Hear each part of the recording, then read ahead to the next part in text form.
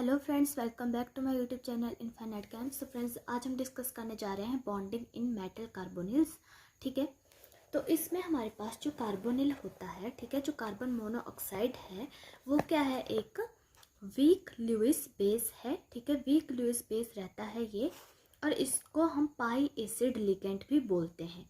ठीक है, तो वीक लुईस बेस इसीलिए है क्योंकि यहाँ पर ये क्या कर लेता है, एक्सेप्ट भी करता है इलेक्ट्रॉन्स को। ठीक है, तो लुईस बेस हमारे पास वो होते हैं जो कि इलेक्ट्रॉन्स को डोनेट करते हैं। ठीक है, लेकिन पाई एसिड लिगेंड, यहाँ पर जो पाई एसिड लिगेंड है इसका मतलब ये है कि ये एक्सेप्टर है, पाई एक्सेप्टर है ये। ओके, तो इसीलिए इसको हमने बोला weak Lewis base. Okay, in metal carbonyls the carbon monoxide molecules bond itself to the metal atom through its carbon end. तो मेटल कार्बोनिल्स में जब मेटल कार्बोनिल जो बॉन्ड बनता है वो कैसे बनता है, यहाँ पर जो आपका कार्बन मोनोऑक्साइड मॉलिक्यूल होता है, इसका जो कार्बन होता है वो क्या करता है, मेटल के साथ खुद को बॉन्ड करता है। ठीक है, तो इस तरह से ये बॉन्ड बनता है। वहाँ पर जो आपका कार्बन है उस पर क्या रहता है, लोन पेयर ऑफ इलेक्ट्रॉन रहते हैं, वो इसके साथ में इस तरह से बॉन्ड बना लेते हैं मेटल के साथ में। ठीक है, तो तीन तरीके रहते हैं जिससे कि आपका जो मेटल है वो कार्बोनिल के साथ अटैच होता है। ठीक है, वो हम तीनों देखेंगे। एक है आपके पास टर्मिनल लिगेंड, जहाँ पर आपके पास सिर्फ एक मेटल रहेगा, और टर्मिनल मतलब कि टर्मिनल तरीके से इस तरह से ये कार्बन मोनोऑक्साइड के साथ लिंक करेगा। दूसरा आपके पास होता है डबली ब्रिज्ड लिगेंड, जहाँ पर आपको दो मेटल देखने को मिलेंगे कार्बन मोनोऑक्साइड के साथ में। ठीक है, कार्बन मोनोऑक्साइड होगा आपके पास लिगेंड। ठीक है, और यहाँ पर क्या रहेंगे, आपके पास दो मेटल रहेंगे, और ट्रिपली में आपके पास तीन मेटल रहेंगे और कार्बन मोनोऑक्साइड रहेगा। ठीक है, ठीक है, ट्रिपली ब्रिज्ड लिगेंड। ओके, तो 3 मेटल्स आपके पास यहाँ पर रहते हैं।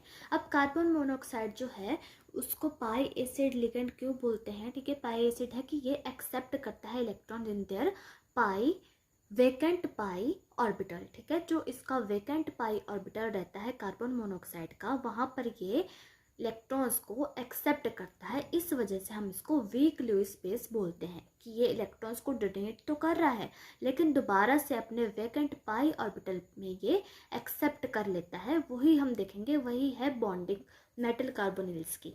ठीक है, तो सबसे जो मेन जो आपके रहते हैं इंपॉर्टेंट जो मेटल कार्बोनिल्स रहते हैं वो रहते हैं टर्मिनल वाले, और इनको आप लीनियर मेटल कार्बोनिल्स भी बोलते हो। ठीक है, बॉन्डिंग इन लीनियर इस तरह से ये रहते हैं, तो इनके बारे में हम डिस्कस करेंगे। कार्बोनिल्स के पास जो है टेंडेंसी होती है to form very large number of complexes in low oxidation states of metals is quite astonishing.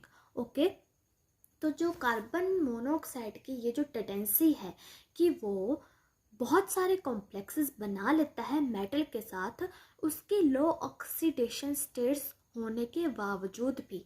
Low oxidation state होने का मतलब है कि जो आपका मेटल है वो फिल्ड है। ठीक है, उसमें इलेक्ट्रॉन्स की कमी नहीं है। ठीक है, बहुत ही कम उसमें इलेक्ट्रॉन की कमी है, इसी वजह से कहा कि लो ऑक्सीडेशन स्टेट है। लो ऑक्सीडेशन स्टेट इस तरह से रहती है, 0, लो, पॉजिटिव, नेगेटिव ऑक्सीडेशन स्टेट। ये सब चीज़ें मैंने आपको पहले भी बताई हैं, आप वहाँ पर देख सकते हो। ठीक है, तो इसको जो है बॉन्डिंग को दो तरीके से डिफाइन किया गया है। एक है वैलेंस बॉन्ड थ्योरी के बेस पर, दूसरा है मॉलिक्यूलर ऑर्बिटल थ्योरी के बेस पर। जो वैलेंस बॉन्ड थ्योरी के बेस पर किया गया है इन टर्म्स ऑफ रेजोनेंस। ठीक है, रेजोनेंस के बेस पर किया गया है।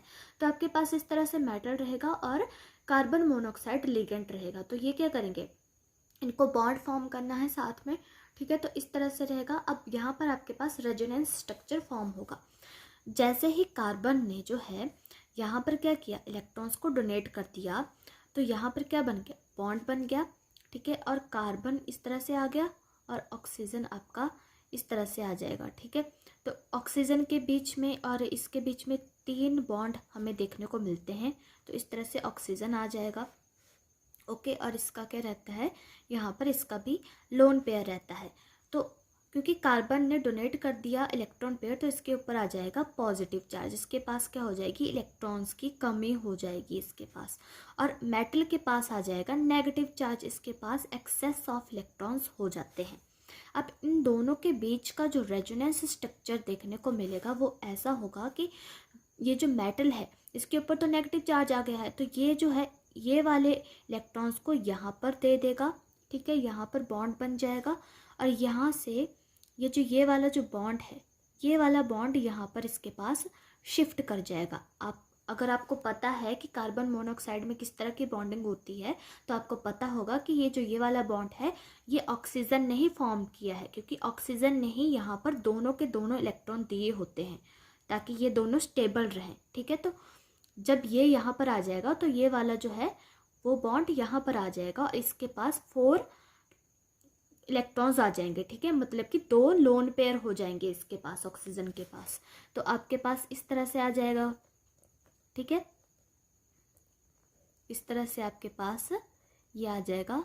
2 इसके पास क्या हो गए, लोन पेयर हो गए। लेकिन ये जो वैलेंस बॉन्ड थ्योरी थी वो उतना अच्छे से इसको एक्सप्लेन नहीं कर पाई, ठीक है, मेटल कार्बोनिल्स की बॉन्डिंग को। तो फिर आपके पास कौन सी वाली थ्योरी आ जाएगी, मॉलिक्यूलर ऑर्बिटल थ्योरी, ठीक है। ये जो मॉलिक्यूलर ऑर्बिटल थ्योरी थी इसमें सबसे पहला जो पॉइंट था वो ये था कि जो आपका कार्बन मोनोऑक्साइड है, ठीक है, कार्बन मोनोऑक्साइड में जो कार्बन एंड है आपका, ठीक है, कार्बन मोनोऑक्साइड में जो कार्बन एंड है वो क्या करेगा, डोनेट करेगा इलेक्ट्रॉन पेयर को। कौन से वाला इलेक्ट्रॉन पेयर है, ये लोन पेयर ऑफ इलेक्ट्रॉन्स है, ठीक है। अभी आपने देखा कि कार्बन के पास क्या रहते हैं, लोन पेयर ऑफ इलेक्ट्रॉन्स रहते हैं। स्टेबल क्या रहेगा, एम्प्टी ऑर्बिटल रहेगा मेटल एटम का, वहाँ पर ये क्या करेगा, उन लोन पेयर ऑफ इलेक्ट्रॉन्स को क्या कर देगा, डोनेट कर देगा। फिर यहाँ पर क्या हो जाएगा, जैसे ही उसने एम्प्टी ऑर्बिटल था जो मेटल का, ठीक है, वहाँ पर उसने डोनेट किया इलेक्ट्रॉन्स को, तो जो आपका फील्ड ऑर्बिटल होगा उसके filled orbital and empty orbital जो रहेगा मेटल का, उनके बीच में क्या होगी, डेटिव ओवरलैप होगा, ठीक है, डेटिव ओवरलैप होगा और आपके पास डेटिव सिग्मा बॉन्ड बन जाएगा, ठीक है, डेटिव सिग्मा बॉन्ड बन जाएगा। फिर सेकंड स्टेप में क्या हो जाता है, स्टेप में यहाँ पर क्या होगा, पाई ओवरलैप आपको देखने को मिलेगा, ठीक है, ये सब आप आगे स्ट्रक्चर में भी देख पाओगे। पाई ओवरलैप हो जाता है। पाई ओवरलैप में क्या होती है, बैक डोनेशन होती है। पाई ओवरलैप मतलब कि जो आपका मेटल होगा, यहाँ पर जो मेटल का फील्ड डी ऑर्बिटल होगा, वहाँ से इलेक्ट्रॉन्स को ये किसको दे देगा, वेकेंट पाई ऑर्बिटल्स जो होंगे कार्बन मोनोऑक्साइड के। तो वहाँ पर क्या होगा, हमारे को जो बॉन्डिंग देखने को मिलेगी वो इस तरह से देखने को मिलेगी। अब जो है मेटल बैक डोनेट कर रहा है कार्बन मोनोऑक्साइड को, ठीक है, इसके वैकेंट पाई ऑर्बिटल में। तो इसको क्या बोला आपने, बैक डोनेशन और बैक बॉन्डिंग, ठीक है, बहुत इंपॉर्टेंट पॉइंट है। इसको आपने क्या बोला, बैक डोनेशन और बैक बॉन्डिंग, ठीक है। तो अभी जो हमने डिस्कस किया वो इस तरह से था, जो आपका मेटल है, ठीक है, मेटल ये है आपका और कार्बन मोनोऑक्साइड ये है।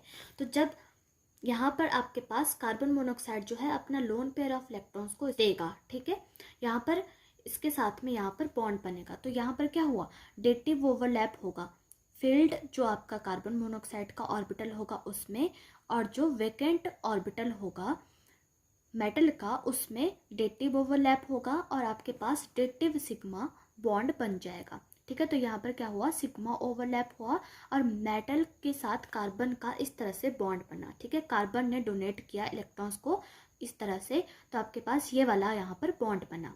फिर आगे बारी पाई ओवरलैपिंग की। तो पाई ओवरलैपिंग में क्या होगा, जो आपका यहाँ पर जो फील्ड ऑर्बिटल है, ये वाले जो ऑर्बिटल हैं, यहाँ पर मैंने इस तरह से शेड्स किया है थोड़ा बहुत, ठीक है। तो ये क्या है, फील्ड है, मेटल के फील्ड ऑर्बिटल है, ठीक है। और ये क्या है, वेकेंट पाई ऑर्बिटल है कार्बन मोनोऑक्साइड के, ठीक है। तो ये क्या करेंगे, बैक डोनेट कर रहे हैं, ठीक है। इस तरह से ये क्या कर रहे हैं, बैक डोनेट कर रहे हैं इलेक्ट्रॉन्स को। तो यहाँ पर आपको इस तरह से ये देखने को मिलेगी पाई ओवरलैपिंग, ठीक है। इस तरह से आप यहाँ पर पाई ओवरलैपिंग हो जाएंगी और यहाँ पर मेटल टू कार्बन बॉन्ड बन जाएगा। मेटल ने बैक डोनेट कर दिया कार्बन को, इलेक्ट्रॉन्स को, ठीक है। और अगर इसको पूरे को हम देखें, ओवरऑल इंटरेक्शन को अगर हम इसको देखें तो वो इस तरह से रहेगी, ठीक है, कि आपका जो मेटल है, ठीक है, वो इसके वेकेंट ऑर्बिटल हैं और ये जो है ये इसके फील्ड ऑर्बिटल है। और ये जो कार्बन है ये इसका फील्ड ऑर्बिटल है। यहाँ से इसने क्या किया, बॉन्ड, यहाँ से इसने बॉन्ड फॉर्म किया, सिग्मा बॉन्ड, ठीक है, इलेक्ट्रॉन्स को डोनेट किया। फिर बाद में क्या हुआ, बैक डोनेशन हो गई। जो फील्ड ऑर्बिटल थे मेटल के, उन्होंने इसको बैक डोनेट कर दिया, कहाँ पर, इसके पाई ऑर्बिटल्स में जो कि वेकेंट थे, ठीक है। इसके ये वाले ऑर्बिटल जो मेटल के हैं वो है डी ऑर्बिटल, जो कि फील्ड है। तो इसने अपने फील्ड डी ऑर्बिटल से कार्बन मोनोऑक्साइड के वेकेंट पाई ऑर्बिटल में बैक डोनेट किया। और वो जो पाई वाला जो इसका वेकेंट ऑर्बिटल है वो कौन सा होगा, पाई स्टार, ठीक है, पाई स्टार वाला होगा वो, ठीक है। तो ये जो सिग्मा एंड पाई बॉन्डिंग है ये म्यूचुअली सप्लीमेंट कर रहे हैं एक दूसरे को। इसका मतलब क्या है कि ये सप्लीमेंट कर रहे हैं एक दूसरे को, वो भी हम देखेंगे। Therefore the overall effect is synergic, ठीक है। तो इस ओवरऑल इफेक्ट को हम इस क्या बोलेंगे, सिनर्जिक बोलेंगे, कि ये क्या कर रहे हैं, एक दूसरे को म्यूचुअली सप्लीमेंट कर रहे हैं। तो अभी आप देख रहे हो कि यहाँ पर क्या होता है, जैसे ही इसने यहाँ पर इलेक्ट्रॉन को दिया, ठीक है, इसके पास इलेक्ट्रॉन्स की कमी आ गई, इसके पास टेंडेंसी बढ़ जाती है इलेक्ट्रॉन्स को एक्सेप्ट करने की, ठीक है। अब इसके पास इलेक्ट्रॉन्स को एक्सेप्ट करने की टेंडेंसी बढ़ गई है। तो जैसे ही जो मेटल है वो अपने फील्ड डी ऑर्बिटल से इसको बैक डोनेट करेगा, वो उनको एक्सेप्ट कर लेगा, ठीक है। अब इसके पास टेंडेंसी आ जाएगी कि वो उनको दोबारा से डोनेट कर सके। तो ये सिलसिला इनके बीच में चलता रहता है, ठीक है। मतलब कि सिग्मा बॉन्ड बनेगा, पाई बॉन्ड बनेगा, डोनेशन होगी, बैक डोनेशन होगी। तो इस तरह से ये क्या कर रहे हैं, जब सिग्मा बॉन्ड बन रहा है तो वो पाई बॉन्ड को सप्लीमेंट कर रहा है, पाई बॉन्ड बन रहा है तो वो सिग्मा बॉन्ड को सप्लीमेंट कर रहा है, ठीक है। तो इस तरह से ये एक दूसरे को सप्लीमेंट कर रहे हैं। और इस म्यूचुअल रीइंफोर्समेंट को ही हम क्या बोलते हैं, सिनर्जिज्म बोलते हैं। और इसी को हम सिनर्जिक इफेक्ट बोलते हैं, ठीक है। ये जो म्यूचुअल रीइंफोर्समेंट है ना इनके बीच में, कि जब सिग्मा बॉन्ड बन रहा है, ठीक है, तो इसके पास कमी आ जा रही है इलेक्ट्रॉन्स की कार्बन के पास, तो ये दोबारा से एक्सेप्ट करने की टेंडेंसी रख रहा है। तो ये क्या है, इनके बीच में म्यूचुअल रीइंफोर्समेंट है। तो उसको आपने बोला सिनर्जिज्म, ठीक है। तो ये बहुत इंपॉर्टेंट पॉइंट है कि सिनर्जिक इफेक्ट क्या है। तो आपको पता होना चाहिए कि सिनर्जिक इफेक्ट में ये जो सिग्मा और पाई बॉन्डिंग है ये एक दूसरे को म्यूचुअली सप्लीमेंट करते हैं, ठीक है। ये है सिनर्जिक इफेक्ट, ओके। और अगर आप इसकी मॉलिक्यूलर ऑर्बिटल डायग्राम देखते हो कार्बन मोनोऑक्साइड की, कि किस तरह से ये इसके पाई स्टार में जाते हैं, तो वो ये है, ठीक है।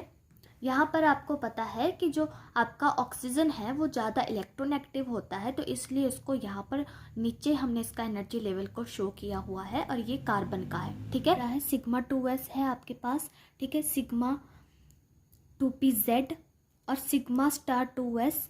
यहाँ पर पाई 2px है, पाई 2py, ठीक है। ऊपर आपको देखने को मिला है pi star 2px, pi star 2py, sigma star 2pz, ठीक है।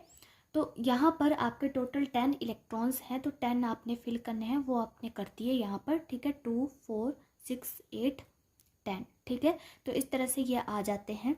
अब यहाँ पर जो हाईएस्ट ऑक्यूपाइड मॉलिक्यूलर ऑर्बिटल है, ठीक है, जो हाईएस्ट ऑक्यूपाइड है वो है आपके पास सिग्मा स्टार 2s, ठीक है। तो यहाँ पर ये जो कार्बन का ये है sigma star 2s carbon monoxide का, यहाँ से ये क्या करता है, डोनेट करता है इन वाले इलेक्ट्रॉन्स को, ये क्या करता है, डोनेट करता है टू मेटल। और जो एक्सेप्ट करता है वो इन वेकेंट पाई ऑर्बिटल्स में ये एक्सेप्ट करता है। तो ये कौन से वाले हैं, पाई स्टार, ओके। तो ये क्या है, लोएस्ट अनऑक्यूपाइड मॉलिक्यूलर ऑर्बिटल। ये क्या हुए? Lowest unoccupied molecular orbital, that is LUMO. ठीक है, तो ये है। तो यहाँ पर ये क्या करता है, जो आपका कार्बन मोनोऑक्साइड है ये है इसके वैकेंट 5 स्टार वो वाले ऑर्बिटल, यहाँ पर ये बैक डोनेशन को एक्सेप्ट करता है जो मेटल से आती है। तो ये है इसकी मॉलिक्यूलर ऑर्बिटल डायग्राम। ते हैं अपने नेक्स्ट वीडियो में। Till then guys take care, good bye.